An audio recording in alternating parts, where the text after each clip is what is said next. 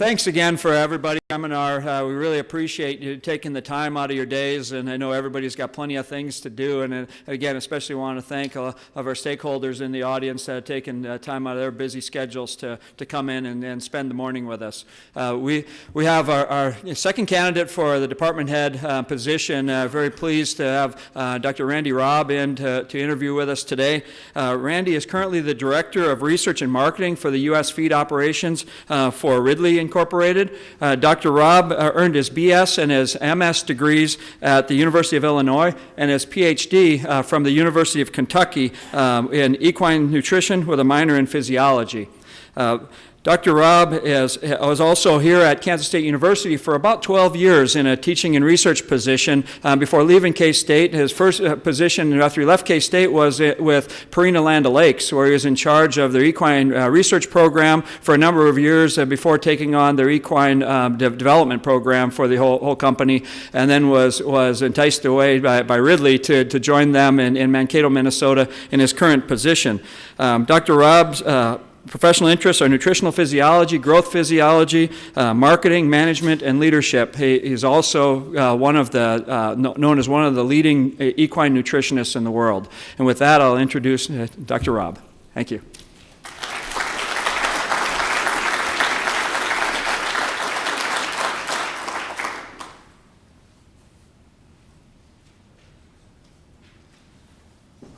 Well, sound all right, Jerry? Very good. Well, thank you, Mike, for the introduction, and what an honor and a privilege it really is to be back here, which is I consider one of the greatest places on earth, that resides in one of the greatest places on earth.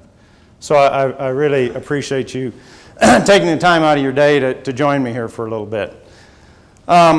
So this is my outline for the presentation. I'll talk a little bit about, and thank you, Mike, for, Mike sent me kind of a expected outline of this presentation, things that maybe I should address, so I'm going to follow that fairly close. There's a few edits in there, Mike.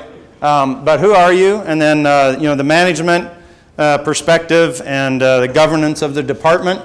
And then, how do you determine the value of a faculty and staff? Education is our business. It really is our business. And then extension, teaching, and research support. I initially had in there, where's the money, but that's probably not an appropriate title. What's down the road? So what do you see departmentally to come? So I'm a horse guy, not a particularly handy horse guy. I saw Mark here in the audience earlier, yeah, back there, yeah. So, but I like them a lot, right? And I married a horse gal who's a lot handier with a horse than I am. And fortunately, I married her, so that was a good deal. And I think most people, by all consensus, would suggest that she saved my life on more than one occasion, and that is probably true. So that's Elizabeth, my bride. We had a daughter, Indira, that knew horses and gets along with them pretty good. And we had a boy, Riley, also had his experience with horses and had some cattle running around and dogs and cats, and they spent most of their time outside, which is, at least from my perspective, a good place for them to be. So they grew up together, and they grew up around horses. And my boy's not going to be particularly happy with this picture because it's a few years old. He was about a junior, senior in high school, right? So he wasn't yet sporting this really good-looking beard, Randy, that he's got now. So he'll be disappointed in that. But they got into high school, and there was all other kinds of activities, right? So now the horse thing didn't become nearly as important, and I'm not sure where that's going to end up once they get out on their own about horses and that sort of thing. And regardless, they're either going to be wealthier for it, or they're going to have horses and enjoy them at an economic risk. But so that's as good as it gets, right there, as far as I'm concerned. And with that, then there's priorities in life, I think, that we all have, and I'll just share with you what mine are. First, the first priority I have is a relationship with the Lord. Okay. My second relationship is to that group right there, the family. My third priority is my own personal health and well-being. My fourth priority are the animals in my charge. If I've got animals at home, they got to be taken care of. My fifth priority is service to others. And that means your job and who you're serving. That means your community. And that means others, whether that's local, regional, or the world. Some people look at that and they say, well, you've got your job in fifth priority. Yes, I do. That's not to say it's not important. It's not to say that I don't work very hard. It's not to say that I don't sacrifice sometimes family time from my job. I'm just saying that that's number 5 in my list of priorities. Okay? So, Mike touched a little bit on my pedigree academically, professionally. I got my bachelor's from the University of Illinois, and I got my master's at the University of Illinois, and I had the really good fortune of working with a fellow by the name of Peter Bechtel. He was a protein biochemist in the meat science group at the University of Illinois that time. And I did my work in muscle physiology, looking at muscle fiber types in horses, of course, and then isolating myosin light chains using, back then, gel electrophoresis. And the benefit of working with Peter Bechtel was he really understood the scientific process. And his students would actually do the lit review before they did any research. Sometimes that's not always the case, right? But they would actually do the lit review and write the lit review and really understood what their research, what hole that research was going to plug in that lit review before they ever cracked a test tube open, right? And then they did their research methodically, and after they did one trial, they would write up that trial before they went on to the next trial. So he was a very disciplined approach to research in the true sense of the process of research, and that was a wonderful lesson for me to learn.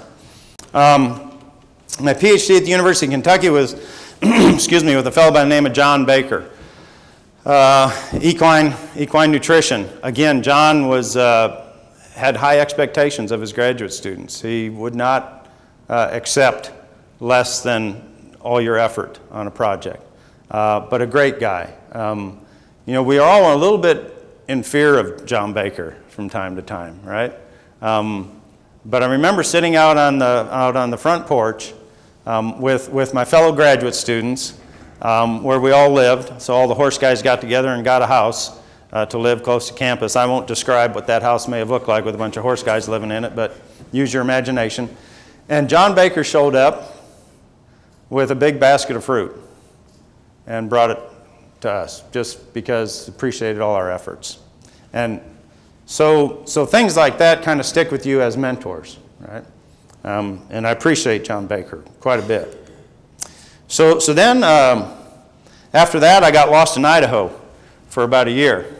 The opportunity came along for me to go out and be a packer and a guide for elk, bear, deer in Idaho for about a year in the Frank Church Wilderness area. I don't know if anybody knows about Idaho, but you do not get there from here.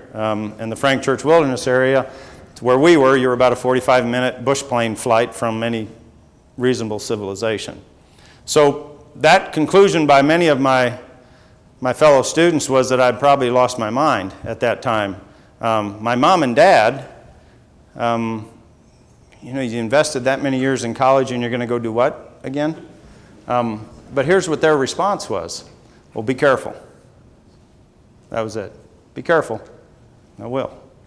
So when the rest of the world thought I had pretty much lost my mind, Mom and Dad said, be careful. And that was their encouragement all along of whatever I was going to do. So it's great to have that kind of faith and support. So then I came to the best place you could come to, right? And just enjoyed it. And I think most of the time what dictates your experience in a job or a place are the people you get to work with, right? And the people I got to work with are just fantastic, right? You know, Dave, you too, right?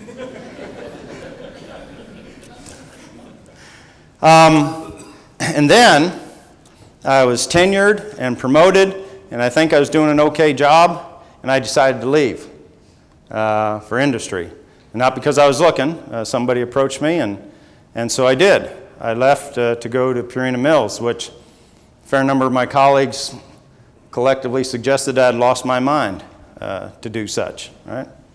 And maybe so, but it was a great experience. I learned a tremendous amount going to industry, a tremendous amount. The only thing I wish is I'd done that before I ever stepped in front of a classroom. And I'm not suggesting any other faculty member, I'm just talking about myself. The value that that brought to me in perspective to be able to be much more effective in front of a classroom or to graduate students both meant a lot to me. And so I was there as Director of Research and New Product Development for about 7 years, and then about the last 3 to 4 years I migrated over into Director of Equine Business Development and Technical Service.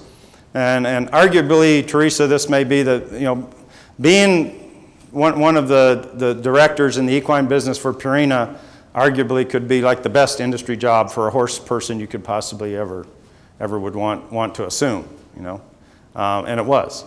It was fantastic. It allowed me to go places that I never would have had to go. It allowed me to visit operations and ranches, Mark, that I never would have thought I'd been visiting with. So it was absolutely wonderful, wonderful opportunity that you could hope to ever have as an equine background person. So then I left, all right? So then once again, the collective worry was, well, he's obviously lost his mind for leaving this position. I don't know if you see a thread here, but the consensus is I've got a mental deficiency somewhere, right? So, Director of Research and Marketing with U.S. Feed Operations. I wasn't looking to leave Purina. It was a wonderful job. I was having a lot of fun. Ridley approached me and said, here's what we have, and would you be interested? This allowed me to go someplace that I'd never been before, right? Swine, beef, dairy, in addition to horse, right? And get more involved on the marketing side, which wasn't my direct job at Purina, but when you're at Purina, you will gain some marketing experience by osmosis, right? Just in close proximity. So again, it allowed me to do something different, something that places I hadn't been before. Again, it was with a great group of people, an outstanding group of people. Ernie Hansen is probably as good as it's going to get, right? So that's where my trails have led me. Okay. So let's talk a little bit about managing people. I think good leaders are humble individuals, and they have to lead with humility. They have to understand that whatever success comes of an operation is certainly not due to them alone, that it really does take a team to be very effective and very successful. And you need to approach that with a good deal of humility. I like this adage, 2 ears and 1 mouth, which means you ought to listen twice as much as you speak. And I think that's an important component of a good leader and a manager, that they're listening to the people that they're managing. The people that they're managing are closest to the issues and problems that they're having to deal with, so you better listen to them well and try to help them. Right? Observation and empathy. I think I've gained that perspective. I know Mark and Ann and Teresa as horse people here. Most of the really good lessons I've learned has been coming from a horse, right? So observation is a really good lesson when you're working with not only horses but cattle, Mark. Being a keen observer of the situation, being a keen observer of attitude, of body language, of the environment, of the temperature in the room. That keen observation will help you understand things that aren't verbalized. And faculty sometimes don't always verbalize what they maybe would like. I understand, John, sometimes they verbalize things you'd just soon not have them verbalized. But sometimes you have to have a good observation, and you have to have empathy. You have to have an understanding of their perspective and where they're coming from in order to be an effective leader and manager and solving problems. You really need to take the time to know the people you manage. And that doesn't mean that I know Randy Phoebus is food science. That's not what I mean. It means that I know Randy is building a house with his son, and Randy's pretty handy outside of a laboratory with a hammer and nails. That's what I mean, get to know faculty, right? If you can't trust and depend and believe in the people you manage, then boy, you're in the wrong place. And they have to trust you. you really speak, right? You better do this really well and with their consensus. What is the vision? What are the goals? What are the plans? Where are we going? How are we getting there? And what does it mean to me? How's it going to affect me? And you need to do that early on. That the course that's charted is the faculty charting the course. It's critically important if you want their support, trust, and effort behind it. And nothing helps with that more than effective and frequent communication. I don't know that you can over-communicate. Maybe you can, but try to do that, I guess. Over-communicate would be important. With managing people, there is the side that sometimes it's not always the most pleasant side, but there is accountability and there are consequences. We'll come to an understanding of what specifically is your job. What specifically are your objectives for this year? And there's an active management process there. It's not, okay, let's agree at this in January 1 and then we'll talk about it December 31st. That doesn't do anybody any good, right? You need to have good communication understanding of where we are in that process. When you get to the end of the year and those haven't been achieved, then we need to know why. And we need to understand why, and we need to make sure there's corrections in place that this isn't repeated. So there is accountability and there are consequences with a manager, and you're the one that has to uphold those. Growing pains. There's a great quote. I can't remember exactly who said it, but there's little growth in times of comfort, and there's little comfort in times of growth. And I think that's true. And so I will challenge faculty to grow, to stretch, to maybe do some things that are a little bit out of their comfort zone. I think that's important to do that, to see where your strengths are, to see where your weaknesses are, to learn more, to become a more valuable member of the department. You'll be more valuable to your students by expanding a little bit your current nook with which you live. So I would challenge people to do that. If a fellow has to micromanage, you're probably not doing it right. I don't know what else to say about micromanaging. It's not an effective way to manage. And if that's what you have to do, then boy, you've missed a lot of critical steps along the way to have a team that's going to help carry out the mission rather than just you.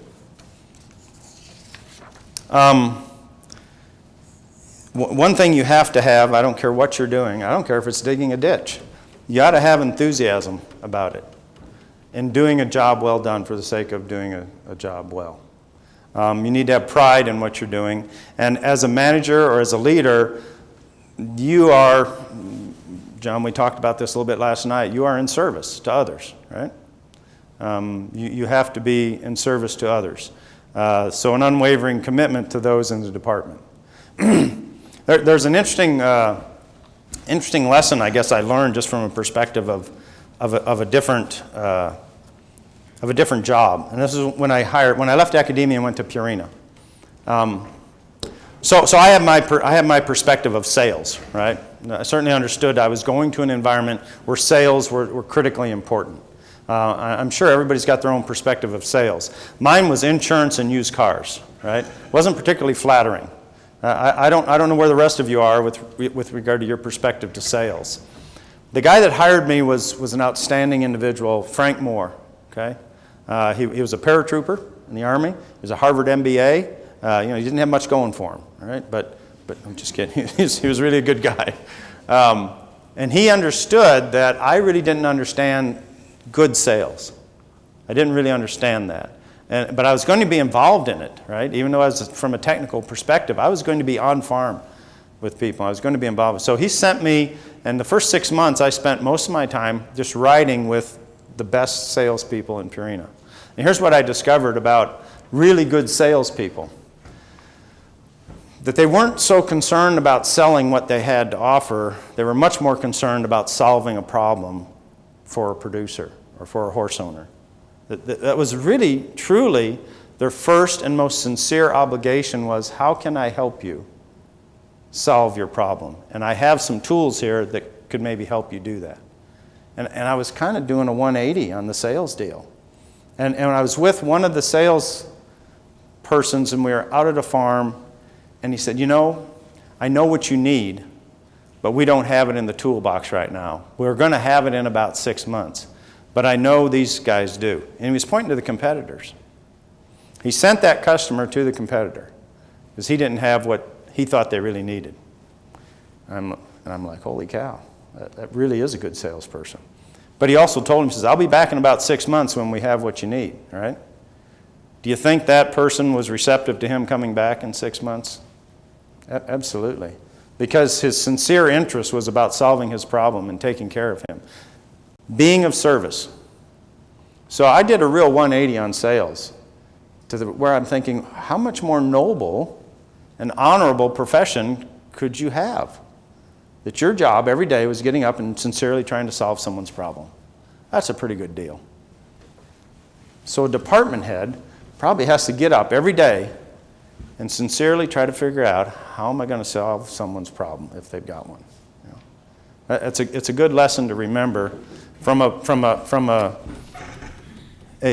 profession that I initially had no clue about the value of that.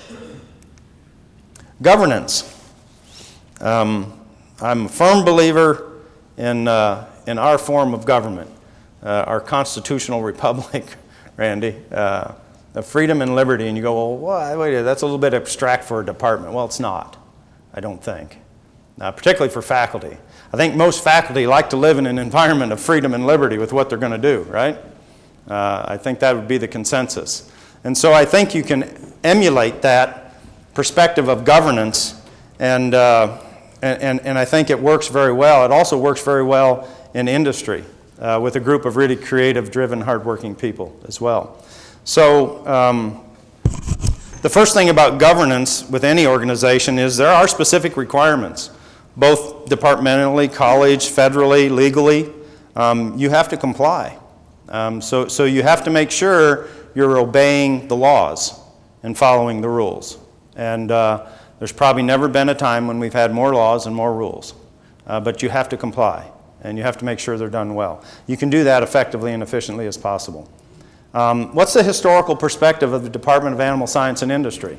You know, what do we need to stop doing from a governance standpoint? What aren't we doing that we ought to start doing? And what are we doing that this is working really well? Let's continue. You're going to have to share that with me. What's the historical perspective that allows us to do better than how we're doing today? Expectations of the governed. What are your expectations? How do you want to be governed? We're all in this together. You are part of this. What's the expectations of the stakeholders? The people who look at this department to be of direct benefit to. Initially you might say, well, what do they really have to do with how we're governed? Well, they ought to have a fair amount to do with how we're governed, because that's going to dictate what type of effectiveness we might have. So they at least ought to have heard their expectations and concerns about that particular part. And you know, I've got some pictures up here of some people that I think understand good governance pretty well. It's Alexis de Tocqueville, Frederick Douglass, and there's Susan B. Anthony and Elizabeth Stanton down here in the left-hand corner. I think they had a pretty good perspective about governance. A couple other folks that have pretty good perspective about governance. That's Milton Friedman and Thomas Sowell. Pretty good perspectives about governing people, right? People that enjoy freedom and liberty. I think effective governance is local governance, right? Jim, you probably know better than anybody what's going on out there at the feedlot unit, right? You probably understand better how that system of faculty, staff, relationships, governance might work out there. So that local granular input is important about how you're going to govern a department. What is your perspective locally in the meats department, in the swine department, Mike, about governance? With that then, who is best suited to lead that particular aspect of the department in a governing situation. You need to be transparent. You need to pull back the curtain. Both the faculty and stakeholders need to understand this is how we operate, this is why, and here's who's got the responsibilities of that across the department. You only like democracy when you're in the majority. Yeah, that's pretty much a truism. So I'm not sure it's not going to be a majority rule. It's going to be what's best for the department. Was there consensus? Will we oftentimes be the majority that's the decision? Yeah, that's true. But there's going to be times when there'll be decisions made that aren't going to be particularly popular. There's going to be decisions that might have to be made that the majority would just soon not have to be made or may not agree with. But that is a reflection of a true federal republic, which we are nationally, but it's also true of a department. It's certainly true of industry. Right? So Thomas Paine and Alexander Hamilton, or John Adams, excuse me, both have a pretty good handle on governance as well. So good governance is dependent on the participation of the governed.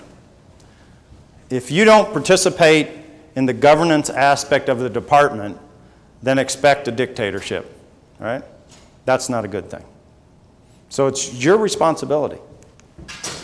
I really believe people thrive best in an environment of liberty and freedom to pursue what they'd like to pursue for the common good of a department or a community or a county or a state, if, this is the big if they accept a heavy responsibility that comes with that environment, right?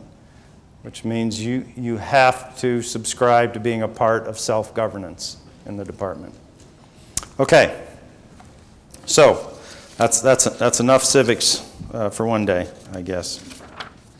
The value of faculty and staff. That requires an evaluation, right? Now, that should be as analytical a process as possible. You really should have specific goals, specific ideas to which you're going to commit to in a given academic year. It's something that can be measurable. Some ethereal, abstract objective gets to be hard to assess how you've progressed, right? But that requires up front that you define very well and ensure an understanding of the roles, responsibilities, and expectations, and the tools with which faculty are going to be measured. All right? So that needs to be understood very well up front. We're all on the same page here, January 1. This is what we're expecting of you. All right? This aspect in industry is a lot. And it's often, it's regular. There are very defined objectives and goals. And you're measured by them. You're not only measured by them by attaboy, you're measured by them financially. Right? So this gets to be pretty critical in an industry environment. You know, how critical does that need to be in a Department of Animal Science and Industry? You know, I think it's important if there's an expectation of being measured. Right? You need to do it in an analytical fashion. So I visited with the provost, Dr. Mason, earlier, and I asked her about what are the tools to make assessment user-friendly. You know, we've got a large department. We've got even a larger college. So what are the tools electronically? We have several of those in industry that the individual puts their input as related to their objectives as they're going along, right? I did this, here's how it relates to the objective. It doesn't have to be a dissertation. It could just be a couple of line sentences of what they actually did. And here's the results. They enter that in. I can pull them up at any time and look at those and review where they are in those objectives. And then I can put my comments in. Hey, where are we on this? It's been a month and there's nothing here. What's going on? Got any roadblocks I can help with, etc. All right? It makes it really efficient to communicate. That I don't have to have Mike come on in for 30 minutes, let's talk about it. I can just look online, see where you are. I can communicate back with you online about where these objectives are in the process. It makes it really efficient. It's there in black and white that we have, that I can slide it in front of an executive committee and I said, yeah, Mike needs a $10,000 bonus this year, right? And here's why. Right? So there's incentive for our people to participate in that, right? Because it's going to be translated into potential bonus and or salary increase. Right? And it's not, some people worry about, well, you don't think I'm doing my job. No, I think you're doing your job. There may be some other people that are wondering about you doing your job. So help me make sure to explain to them that you're a valued member of the department, and here's why. Right? You say, I don't want to have to justify my existence. Well, I'm sorry to tell you that, yeah, you got to justify your existence. If you're taking someone else's money for a job you're supposed to be doing, you probably ought to demonstrate that you're doing that job somewhere or another. And the more you can make it kind of analytical and black and white, the better off you can justify that to people that are going to give you money to do that. So I talked about active assessment, not just an annual review. It does no good to get at the end of the year and go, holy cow, you really didn't get anything done this year. Probably should have addressed that the first 30 days into the year about what's going on, what can I help you with. This is the value of senior faculty and mentoring, in my opinion. I think it's pretty physically difficult for a department head to personally interact with a department this large about where are you today in your goals and objectives. But if there's somebody who is the leader of a given group or leader within the swine group, that they are going to mentor those associate and assistant faculty members. That's going to be part of their responsibilities. Where are they? How are they tracking? Are we bringing them along? Obviously, I'm going to touch base with them as frequently as I can, but you can't expect an active assessment for a department head on a department this size. It takes other faculty members to do that. Acknowledge and reward the exceptional. I think that's absolutely critical. Fairness is the goal, not equality. Fairness. What have you put in effort? What's the reward for that effort? And not everybody's going to get that because somebody feels like it's unfair. All right? So your value is demonstrated. This is a perfect role for mentors and leaders within the department.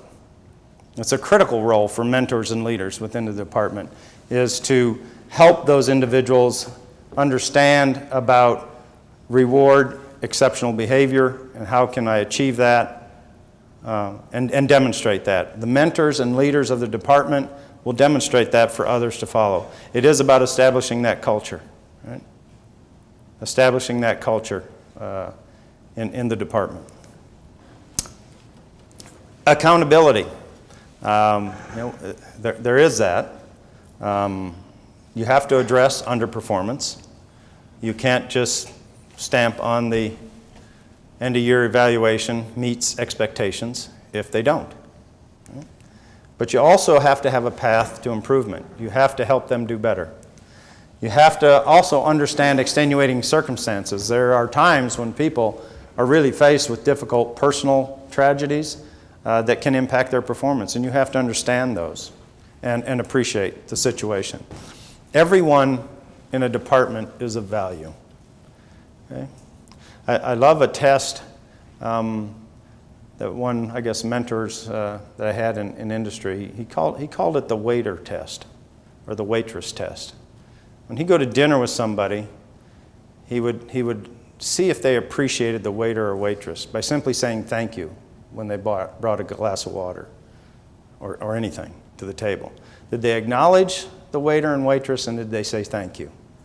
Because if they just ignored them, it put a red flag up in their head immediately about, well, what do you think about other staff members within the department that aren't your leading grant people bringing in money? What's your perspective of the other faculty and staff? I also love a great analogy of, and again, this isn't a comment on faculty and staff. It's a comment on people that are doing the day-to-day tasks, all right, that don't get a lot of acknowledgement, that don't get a lot of notoriety, that maybe aren't at the same pay scale, But have them not do that for a few days. Have them not do their daily tasks for a few days and see how your department functions. I guarantee you it'll be a mess in a hurry, all right? And so you have to understand the importance that everybody has in a successful department. So individual and departmental successes are not independent of one another. They are dependent upon one another. So as an individual succeeds, so does the department. As other individuals in the department succeed, so do other individuals in the department succeed. Education is our business. Ideally, we get students that have no idea of where they want to go or how they're going to get there or why they're even there. And we have to help them to get at least to here, right? But ideally, this is the goal as far as I'm concerned. This is really the goal here. Beyond graduation, where are they going to fit in the grand scheme of things? Right? That job's probably more difficult, maybe, than when I was here. I don't know. I hear that all the time, that the student work ethic is different, and millennials, and what we have to deal with, and expectations. I don't know. I do know we just hired a couple of young people, and they're going to be outstanding. One of Jim's students. I'll be working for her in 5 years. I mean, she's fantastic. So I don't know about that, but I know about at least that young person. Holy cow, she's great. And we're hoping to hire another one here, K-State PhD, out of the dairy group. He equally will be outstanding. So I don't know what the concern is about millennials, because we've just hired 2 of them that are going to set the world. Well, we hired one for sure, and I'm praying that we're going to hire the other one. They'll set the world on fire. They're fantastic. So the other thing about students is nothing is more customer facing than the student. They are our direct interface with our stakeholders. Them and their parents and their grandparents and their brothers and sisters. So you've got an opportunity to make a great image, or you've got an opportunity to not do so well. Right? So you better take the time to make a great image. And this can have a profound long-term impact.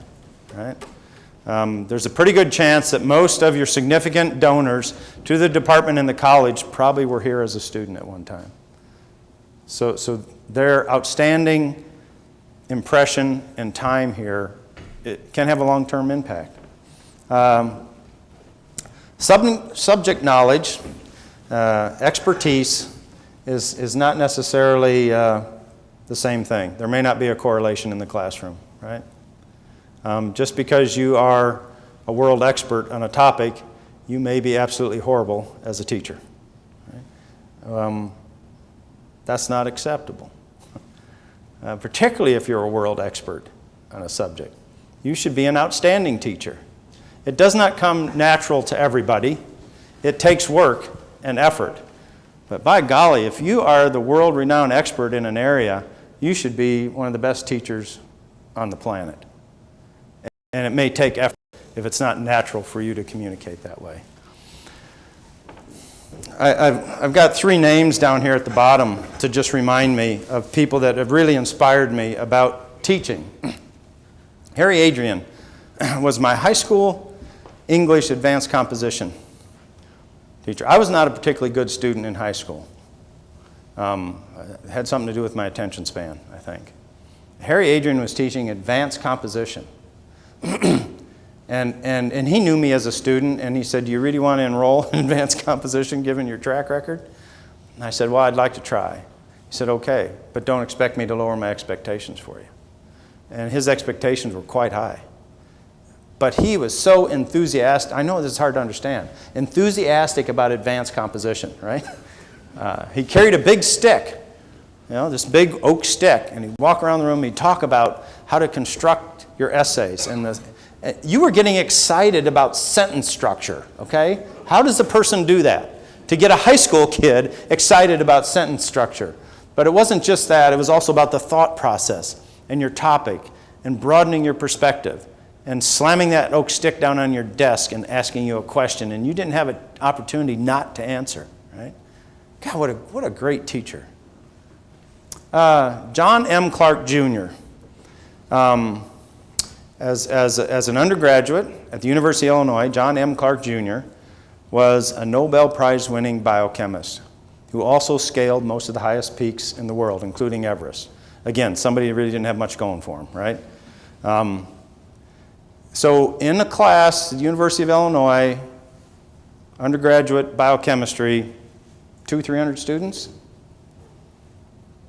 he was the individual giving every lecture. Every lecture. Nobel Prize laureate biochemist gave every lecture. And it wasn't, again, how do you get 200 to 300 undergraduates excited about biochemistry? Because that was his true passion. And he not only related it to biochemistry, he related it to what was going on in you via this. And you started looking at yourself. So he was great. And he had office hours because he couldn't be available anytime, but he was there. You could count on it. And if there was a line, he would stay there till the line was gone.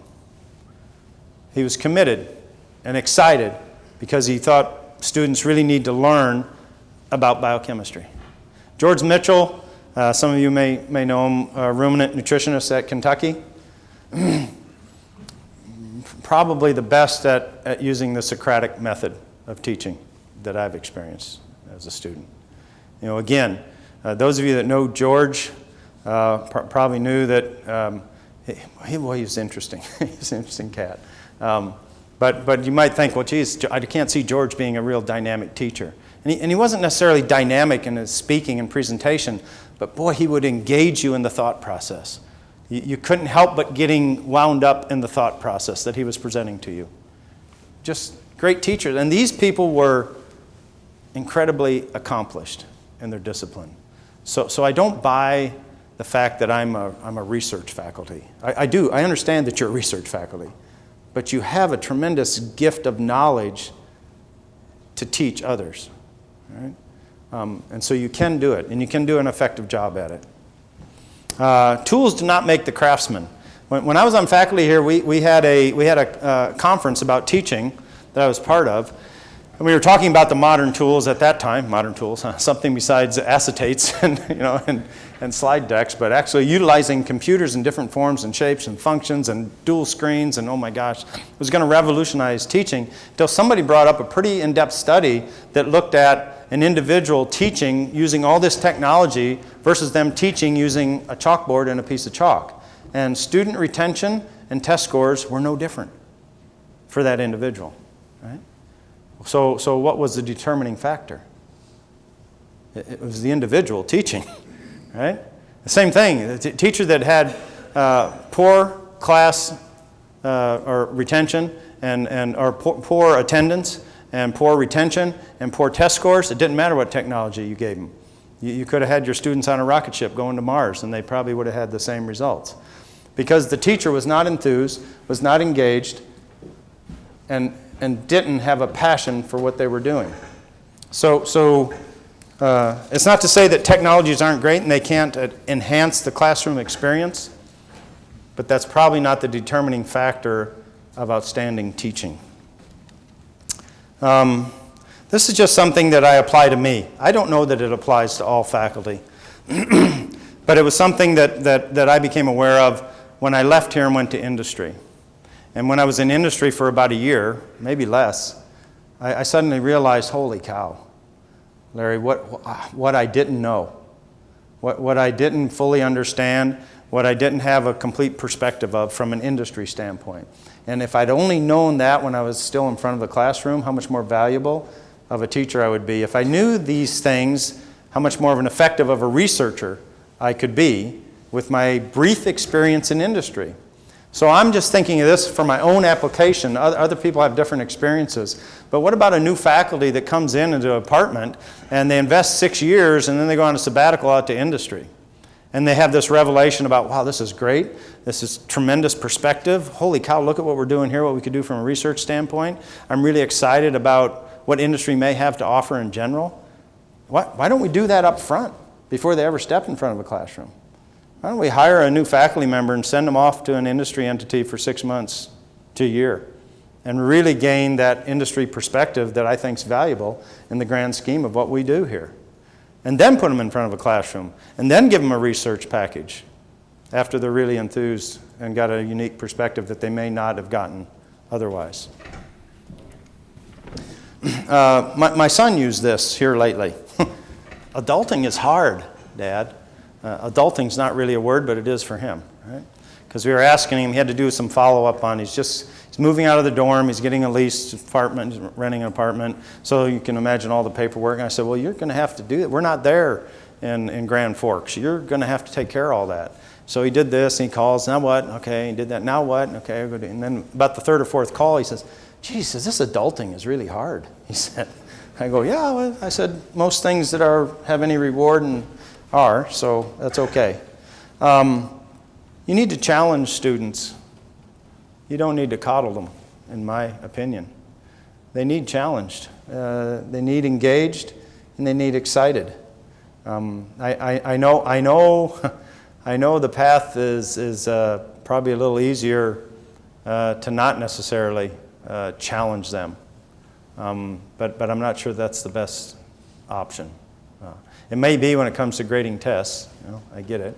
And when I had 180 kids in horse science, Dave, I thought, geez, multiple choice is looking pretty dang good right now, Jim, after grading short answer essays for a while. So I did. I went to a multiple choice test, but I said, I'll be darned if I'm not still going to challenge them.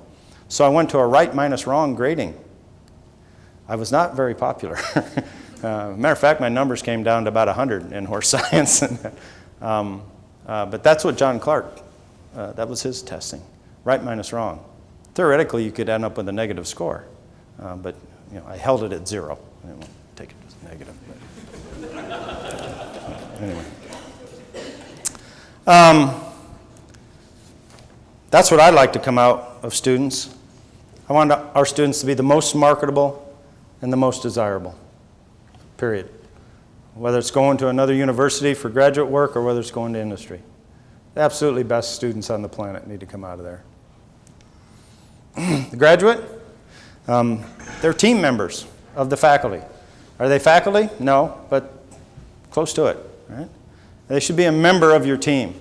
It shouldn't be cheap labor, okay? It should be a member of your team. That is one of the most profound responsibilities you can take on as a faculty member or graduate students, because you have even a greater mentorship investment to them than even you do undergraduates, right? So obviously, most all graduate programs are research-based, right? So is it a research degree? Well, what else?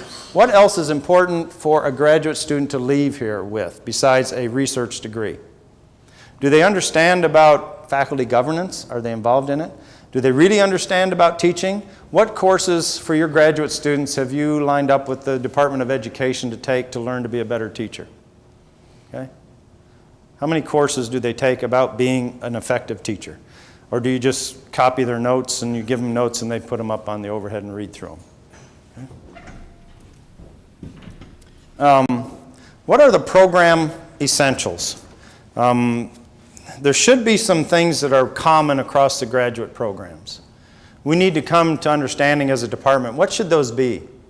What are the things besides their research degree that we want our graduate students to be a part of while they're here? I don't know what all those are. I gave you one example. I think we need to take measurable steps to make sure they're effective teachers in front of a classroom.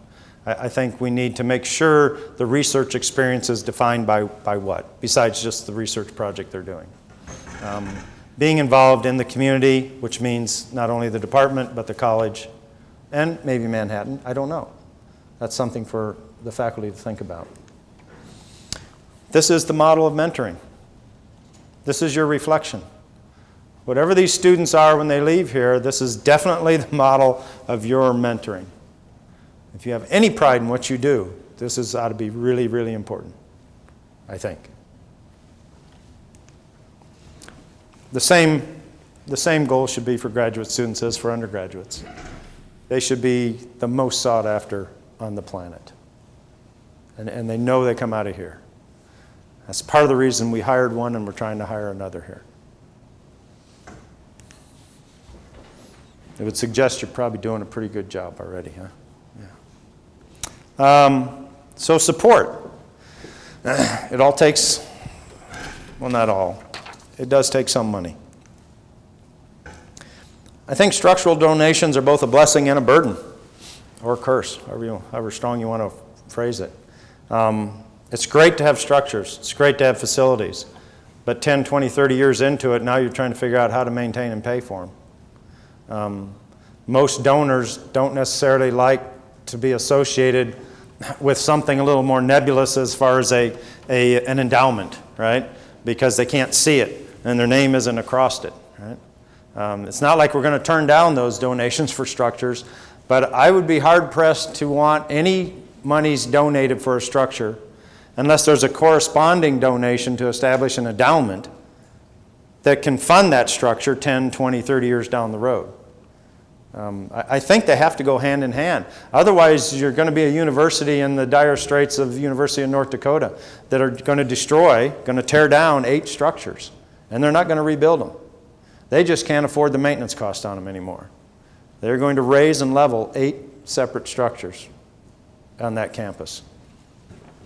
Not to mention, they've already cut several of the extracurricular or athletic teams, one of them being the women's hockey team. Now, I don't know if you understand the University of North Dakota, or North Dakota in general might, but to cut the women's hockey team at the University of North Dakota would be like suggesting we do away with the beef department in the Department of Animal Science.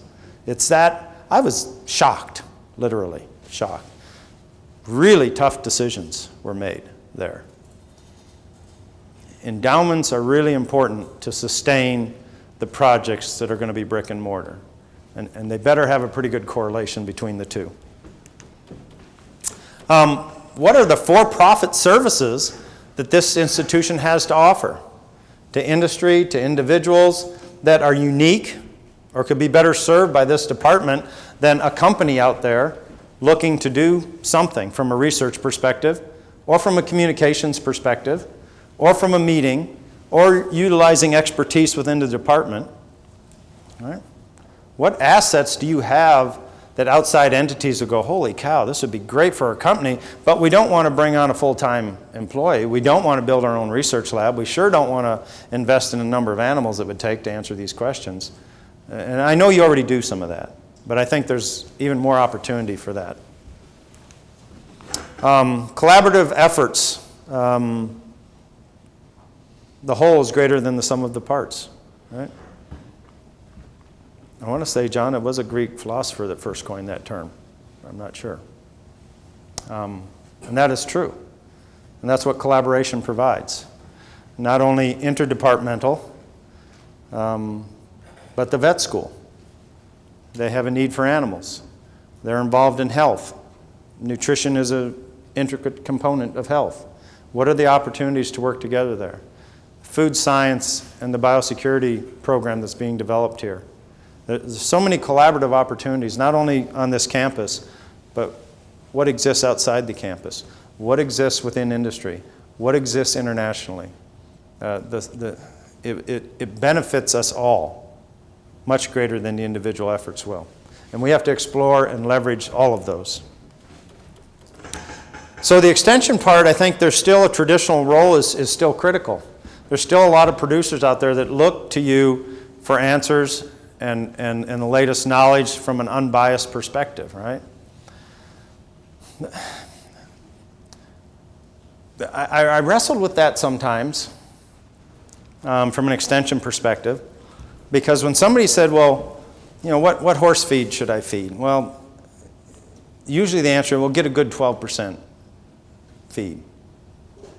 What a disservice you're doing to a horse owner by just saying, go get a good 12% feed. If you were to mention a brand, you might get keeled hauled in academia, right? But there are definitive differences between brands. There's guys out there making animal feed on a slab of concrete and a scoop shovel, right? That's their operation. And then there's outfits that have the latest and greatest as far as mycotoxin management in feed and as far as quality control. So when I just tell a producer, well, just get a good 12%, that's a real disservice. But boy, you're walking the tightrope when you actually mention a specific outfit, because this is why. They do this, this, this, and this. I don't know. Do we provide the best answers to our ability to seek out factually and say, yeah, we think these guys are the best because here's what they do? I think that's being intellectually honest. I don't think it's being biased. So there's still a great role for extension. There's also industry opportunities for extension. Communicating the message of agriculture. Most agricultural entities want their message communicated to the consumer because they're tired of having other entities communicate it that may not be very agriculturally friendly. But that means that Elanco has a whole NASA mission place to deal with social media messages that come across that could be negative or that has Elanco anywhere in it. You should see this facility. If you've been there, it's amazing. I don't know what it costs them, but it's got to be significant, it's unbelievable costs. Just to manage the social media negative comments that may come out about drugs or animals or Elanco, et cetera, to try to reply to that, to try to address those. Well, what can extension provide in the way of facts and messaging that would really be interested for companies that aren't this breadth and scope of Elanco, but still would like to make sure the facts and the messaging is correct? Not just for them, but for agriculture in general. And there's an opportunity there as a funding opportunity, I think. Training programs and relationship development. The opportunity to work with industry is often based on a relationship, right? Or to work with industry. Extension probably can interact with industry more than any other entity within the department. So it's to them that can develop those relationships that bring the opportunity towards the department. Training programs. We have lots of salespeople in Ridley and Hubbard. If you look at Alltech, the company that owns us now, that we're part of Alltech, they're in 129 different countries. It's a big sales team. They like to get training. They like to have entities come in from the outside to be part of that training. That's an opportunity for the department to even facilitate that training. You know, what a great facility to do that for industry entities. And then I think the other audience that sometimes extension maybe not addressed directly is the consumer. I mean, we're working with producers a lot. That's the traditional role of extension. But should we step beyond that and work directly with the consumer of beef, pork, dairy, chicken, crops, food science production entities? Those are the people that ultimately are going to be making some decisions that are going to affect you, right? Should extension have a role directly educating and facilitating the facts and knowledge to that end user? I know we do some of that. Do we do enough of that? So teaching, we've talked about that. What about the students beyond convention? The non-traditional students, and again, I know you're doing some of that. Are we reaching out to them? Again, from a funding standpoint, a support standpoint, that does provide an opportunity. Certainly the distance learning opportunity, again, I know you're doing some of that. Are we doing that as much as we can? The venues of social media out there are endless. The opportunities are endless. You know, are we the preferred site for people to come to? Are we the preferred department for people to come to for that animal science experience that can bolster an outside online degree? If we're not, we should be. You know, the other thing on just the whole social media and going back to extension briefly, when you Google animal nutrition or animal management, there's not very many university show up. You know, the top 30, Iowa State's site was on there and maybe Penn State. The rest of it was all industry or bloggers that had an opinion about those things. But not many university entities from an extension standpoint. So what's the message we're getting out? It's getting lost. We can do a better job with that. We can do a better job with distance learning. And there's a whole aspect of, which I'll get into here before we get out of it, about the cost entity, right? That's driving a lot of students to that. the GRE that's going to drive a lot of people to that option. So if you look at some of those support options or costs, you can look at either increasing the support or trying to diminish the overall cost impact. Right? Either way, coming out ahead. Both is great. So undergraduate intern and apprentice programs. I know you do intern programs. Do you do apprentice programs? Do you have, as part of a student's 4-year plan where they may take 6 months of their junior year and 6 months of their senior year and spend it with a company as part of their curriculum to really learn the apprentice, the industry perspective or job opportunity that they might become a part of at graduation? Within that 6 months that they're at an industry entity, they also have to be involved in coursework online. Okay? So you've done a couple things. You've probably satisfied a real industry need by identifying a real project that they'd be involved in. It saves that industry cost, right? They're going to pay them something a little bit more than minimum wage. They also will probably have to look at some sort of housing development opportunity for ongoing interns and apprenticeship students, right, throughout the year. And just that alone would be cost savings to most industry, knowing that they have the opportunity for an outstanding employee 2 years down the road coming out of college. Because right now it's going to cost us between $50,000 and $100,000 to pay a corporate headhunter to identify, recruit, and all the other expenses that go along with hiring somebody today. So I will tell you that industry would be money ahead in a project like this, providing it's managed well, and there is real value for them in it. On the academic side, you've got students with an opportunity to save money, to actually earn money during their junior and senior year. So you've impacted them in a positive light from a cost standpoint. You've relieved some burden on students in the classroom and removed some of that from faculty, student interaction in the classroom. So there's maybe a space and a cost opportunity there on the university side. But you're also probably going to have to take someone on that's going to manage those programs effectively, right? You can't just turn them out. They've got to be very well thought out. They've got to be very well managed. I'm just suggesting that there might be an opportunity there with another industry-academia partnership when it relates to students doing that type of programming. The other aspect is graduate students, right? So if you look at medical school and you look at some communities are paying the cost of a student's medical expense while they're in school to guarantee that that physician goes back to that community for a minimum of 5 years, 10 years, whatever it is. Would industry be interested in funding a graduate student with the understanding contractually that they would be obligated to go to work for that industry for the next 3 to 5 years upon graduation? I think that might be a pretty good sell to a lot of industry entities. It's an avenue for industry funding, for research and a graduate student. And if you really want to do it right, you do a project that industry, like a BioBarrel, Jim, that goes out and there's a royalty that comes back to that department because that product that was created is in the marketplace. It's attached to a royalty as long as that product is in the marketplace that comes back to the college or the department to continually fund additional research. I'll have some other thoughts about that a little bit later. But that could be a real opportunity for graduate support and a relationship with industry. That then if I'm a graduate student and I know I've got a job for the next 3 to 5 years, would you be interested in that?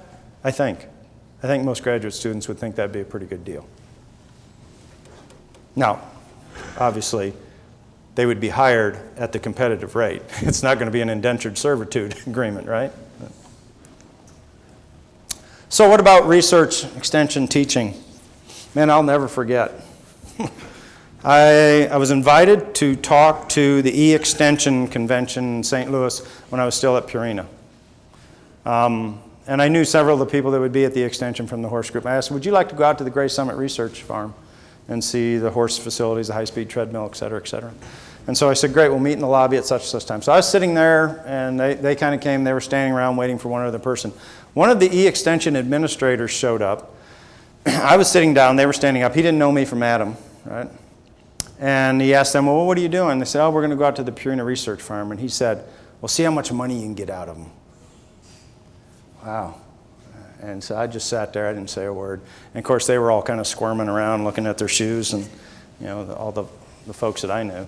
And so he left, and I didn't say anything, and they didn't say anything. And finally, one of them said, "I'm sorry about that." I'm going, "That's all right. Maybe I've got a perspective." So I had a presentation that I was going to give the next morning. I just threw that in the trash. And I completely redid the presentation that I gave to the extension group. I haven't been invited back. But my point to them was that industry is probably not your benefactor, right? They probably are looking more as an investment opportunity and not necessarily your benefactor. So when you approach it with how much money can I get out of them, good luck, right? They might be your partner. They would be interested in being your partner. Matter of fact, if you take the cost share opportunity from market and look at that to a sustainable endowment. So what I'm talking about is you go into partnership with an industry. They're going to fund some research, and you're going to be part of that, right? You're going to be part of that funding. But when that product comes to market, you're also going to be part of the royalty that product makes for the next 5, 10 years, whatever the product length is. It goes into an endowment to support research to generate another product collaboration that goes into the market. That product generates royalties that goes into this endowment. The vision is 10, 15 years down the road, with market-driven royalty contributions to an endowment, you both have an entity that's large enough that's generating dollars that it doesn't really matter whether you're getting royalty back into that or not. It's going to generate the research dollars to continue to drive product development. I don't know. I think it'd be cool. And then the customer. Can industry be a customer? We talked about a market plan for patentable and proprietary products. What a brain trust we have here in academia. Are we doing is I know we patent things, and I know that they're generating income, but there's also a lot of proprietary work just with basic formula. You can't patent a nutrient, you can't patent an ingredient. But I know Mike does a lot of work with just formulation and knowledge that industry would really like to have. Okay. But here's the cost factor involved, right? So they're a customer. This was the big concern. Conflicting interest and corrupting influence getting too cozy with industry entities, right? Opportunities are inert to me. It's all about how you manage them. I mean, if you want them to be corrupting and conflicting, that's your individual choice, and it kind of reflects your moral and ethical standards. Right? They have to be managed well. Industry opportunities are absolutely wonderful. They do not automatically equate with corrupting and conflicting influence unless you let them become, unless you agree to not publish some data, unless you agree to do something that's just unacceptable. Right? Relationships are important. That's what's going to drive industry opportunities, is the relationship that you have with somebody that you know in that company. So what's down the road? The free market and the cost of college. All right? This is real. This is a consumer price index since about 1980, I think is what this data is reflecting. Got a note here. Yeah. From 1980 to now, this is a consumer price index, about 130% increase. College tuition has almost doubled that. The primary driver of that percentage is a public institution, not private. Okay? Heck of a deal. The land grant mission initially was what? It really was to make college affordable for those that could not afford private institutions. That's not a good picture, if that was the mission. Right? And if you read, was it 2015 New York Times? A lot of that percentage is tied up in administrative overhead. Now, before John tells me to politely find my own way home, let's explore that a little bit. Right? College is a branch of government. Right? It is a branch of government. If you look at what's happened to governmental expenditures and bureaucracy and regulation, has that diminished? Has it grown exponentially since 1980? It's become obscene, in my opinion, since 1980. The university is a reflection of that. It's not that administrators sit around and think, oh, how much more money can we get involved in administration? That's not their goal. Their goal is to support faculty in the mission that they do with students and research. It's not to grow the bureaucratic side of the university, much to maybe what you may think. But they are burdened with an ever-increasing amount of regulation, bureaucratic, paperwork, laws, etc., to where, how do you handle it? You'd be smothered, overwhelmed, unless you have people that can deal with that. And so state and federal bureaucracies have driven the bureaucracies necessary to survive in today's environment at the college level. And that is unfortunate. Right? But it's a reality. So people say, well, what's academia going to do about this? Well, academia doesn't have to do anything. The free market will solve this situation. And it already has. There are more students that are electing to go to a junior college for the first 2 years from a cost perspective. There are more successful nonprofit universities that will offer a degree cheaper. There's more online participation towards classes and degrees probably than ever before. So the free market will solve it. The biggest question for academia is, do they want to be part of the solution to that cost-effective way, creative way of providing education? Or do they want to be rendered obsolete in the wake of what the free market will do, if the free market's allowed to do it? I suggest that academia is pretty smart and creative, and that they will meet the challenge. I found this really interesting. Okay? So here's the number of 4-year and 2-year institutions in Kansas. Here's the population. So you have about 100,000 people per public institution in Kansas. You have about 158 people per public institution in Nebraska, about 240,000 in Colorado, and about 245,000 in Missouri. So what's wrong with this picture? To ask the taxpayers of Kansas to provide more dollars to 2- or 4-year public institutions, that's a pretty difficult proposition, don't you think? They're already, comparatively with all the states around them, they are supporting more institutions of higher learning per person than any other state around them, the taxpayer, based on this information, right? Now, I don't know what all the tax base is and the percentages and stuff, but just by people in the state available to support institutions. I mean, according to this, we ought to have about, I don't know, maybe 5 4-year institutions and 11 2-year institutions. What's your chances of getting that sold? Pretty good? Probably not.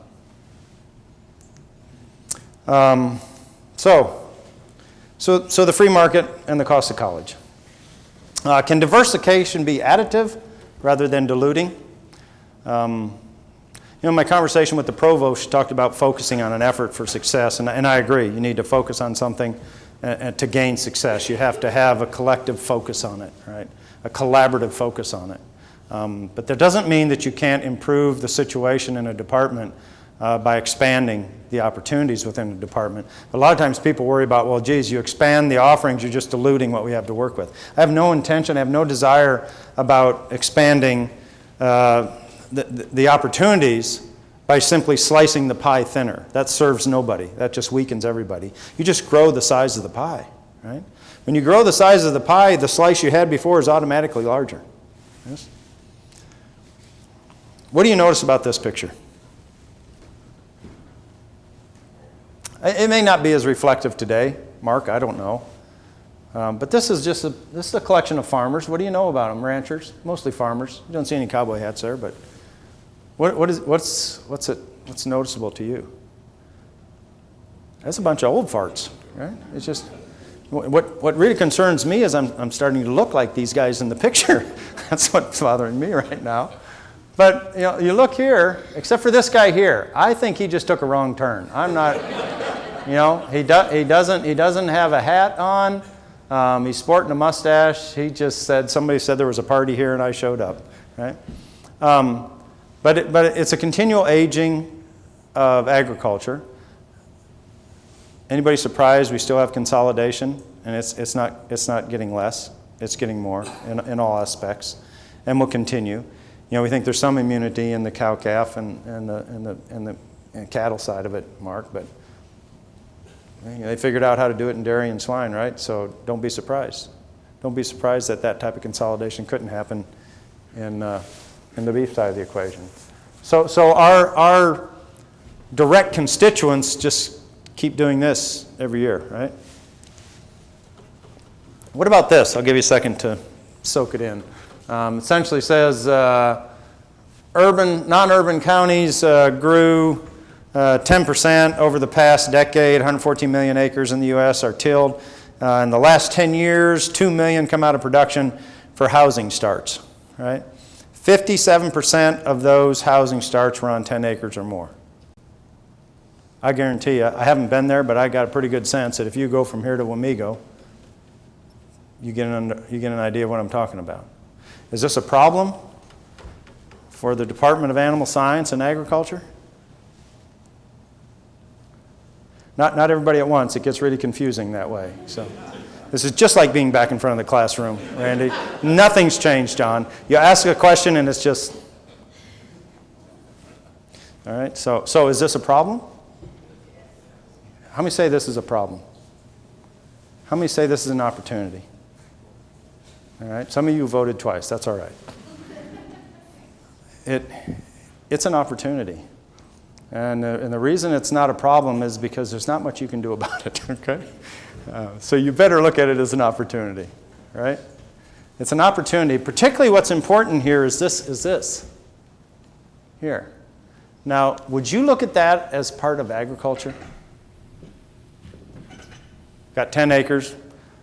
I got a 4-H pig, maybe a goat, probably a horse. Maybe I'm going to raise a steer just to slaughter with my neighbor and put it in. I mean, is that part of agriculture? I think it is. And it's a growing part of agriculture, right?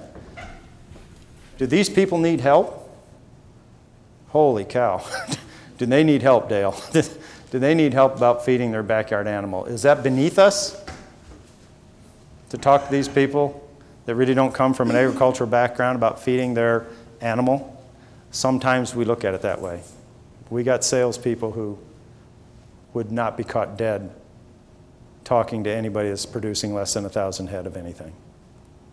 Really? I think it's a part that's growing. It's a part you probably ought to serve. And they want knowledge. This is interesting. So, might be a little hard pressed to see it real well from the back, but so this is the animal species owned. This is the percentage of U.S. households, 104 million total. So there's about 0.1% of the households in the U.S. that own or are involved in dairy, right? Beef is around 1%. Mike, I apologize I don't have swine numbers in there, but it's going to be somewhere between dairy and beef. Probably closer to dairy than beef. Definitely closer than dairy than beef. Now, understand this. There are more people associated with reptiles than there are dairy and swine in this country. All right? Hamsters and guinea pigs, 1.4. Ferrets. There's more people messing around with ferrets than cows and pigs.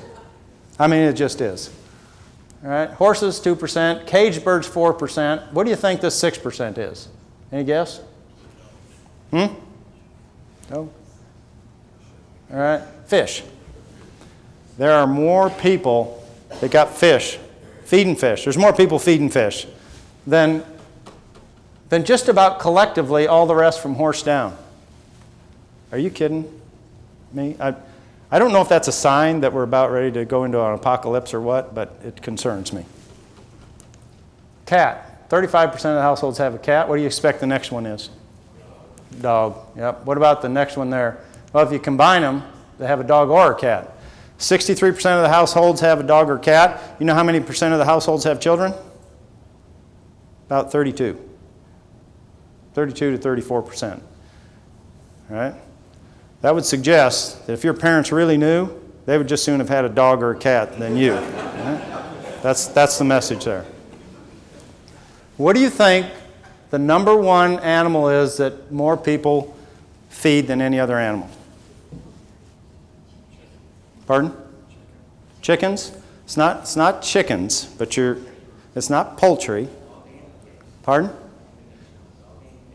Dog and cat's up there. Yeah. Wild birds.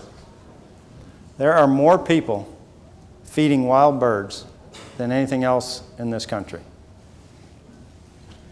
Bird blocks. How many people here, how many people with agriculture? 70% of the students going into animal science are 70% have an urban background. About 50% of them probably have a pre-vet aspiration. What do we have in place to address those students? What do we have in place when 40% of those students don't get accepted into vet school? I think we have that. We may have addressed that already. 80% of the jobs are non-production. And that's going to become less. There's more robotics, particularly in the dairy, and it's going to happen in swine too, Mike. You're just not even going to need anybody on the commercial side, right? They're trying to kill it on the ranch side. They're trying to use them four-wheelers instead of horses, Mark. I used to go out to some of those outfits, and I'd take their spark plugs and throw them, pitch them. They'd make them mad, but then they'd have to get the horses out, right? So,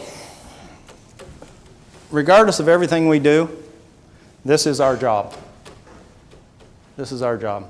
Serve to the interest and benefit of our stakeholders. But I might look at stakeholders in a little wider perspective. People feeding wild birds, people feeding dogs and cats. But we've got a core of stakeholders that we know. And so some people ask me about applying for this position, right? I think if you're easily terrified, you don't apply for something like this, right? My pragmatic nature, I'm not easily terrified. If I walked into John's office and said, John, we need $10,000. And he says, you got 10. That's all I got. I would leave his office, and as I was walking back, I really wouldn't be thinking of the $9,990 I didn't get. I'd be thinking about, okay, how are we going to make this $10 work? How are we going to turn this $10,000 into, or this $10, how are we going to try to turn it into maybe $10,000? And then I go back to John and I said, look, we turned this into $15. Here you go, right? I won't tell him about the other $85,000. But you can't, you have to work and be excited about with what you're dealt, right? You can't get terrified, you can't get discouraged about what you have to work with. You got to work with what you've got and do the best you can with it. I'm an optimist. I'm an optimist by nature, right? So, the results of this is, after you get up and you've lost significant amount of skin, I'd be looking at it like, man, but we still got this great hill to go up there and try it again, right? I think that's what you have to kind of look, or that's how you got to look at life if you're a department head, or if you're directing some type of industry entity. You've got to look at it that way. I really, really do appreciate your time and having me here. Thank you.